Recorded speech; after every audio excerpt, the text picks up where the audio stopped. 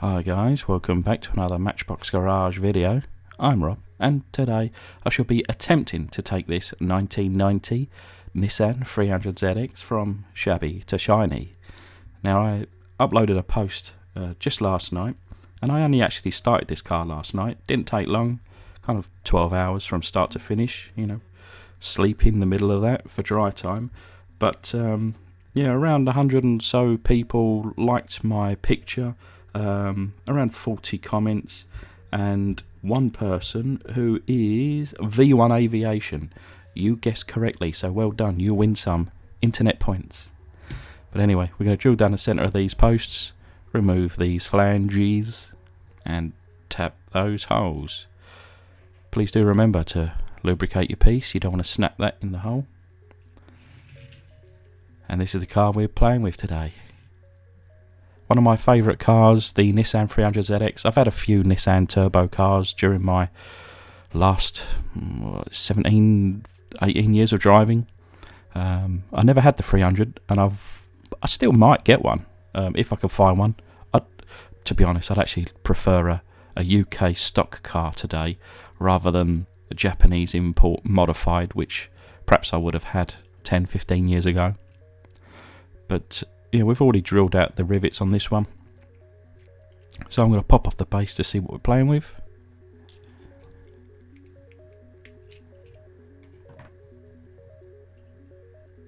A plastic base car, which I prefer not to do. I like the metal base cars, but hey, they never done the 300ZX with a metal base. Certainly not in that I know of. So this one will do today. But it does read underneath here, Matchbox 1990, Nissan 300ZX, Matchbox International Limited, made in Thailand.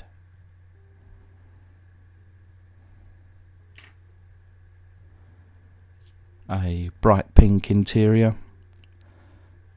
It's not that I dislike pink as a colour, but I'm not going to leave this pink. I'm going to be painting this black later on. And then the glass section, a nice thick one. I always find these kind of 90s cars, the glass is really thick, really durable. So I rarely find one with any cracks or anything. Thankfully, because I can't imagine anyone's actually producing them yet.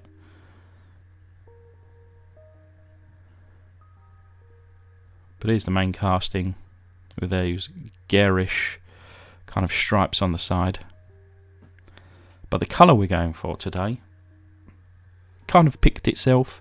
This is the Matchbox Slurry.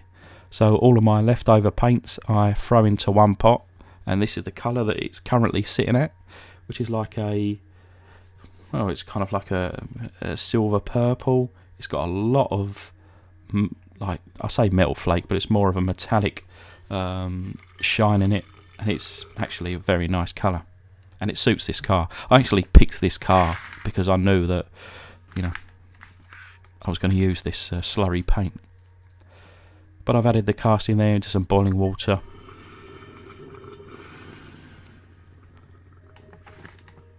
And I've got a brand new bag of caustic soda. So just 2 heat teaspoons today.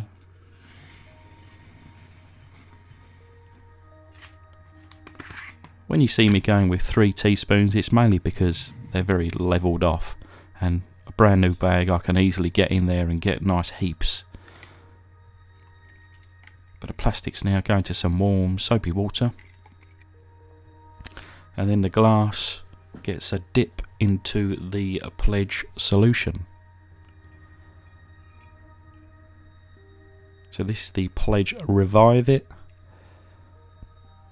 and I couldn't be without it. So this is now having a little look at the interior. I've used the Viejo paint. This dries in like a satin finish, so I thought it would be perfect. And I won't make you sit through the whole thing, but here it is at 4 times speed, and I just generously dab it on, to be honest. There's no real art to this.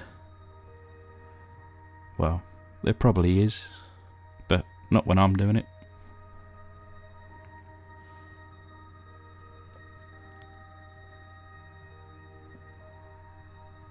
But I like this paint.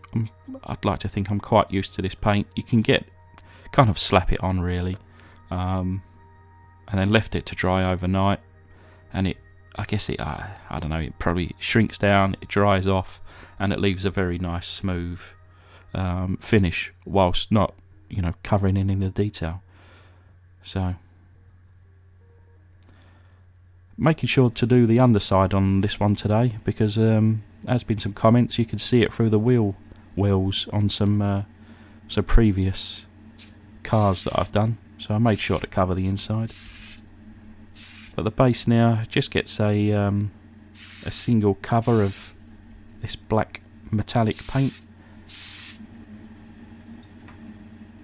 and it just freshens it up. You can't even see it, but I can when I lift the car up.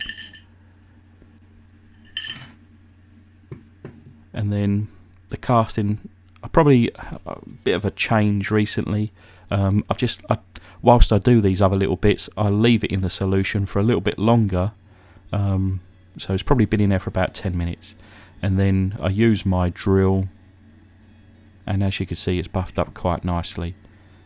I'm still waiting on a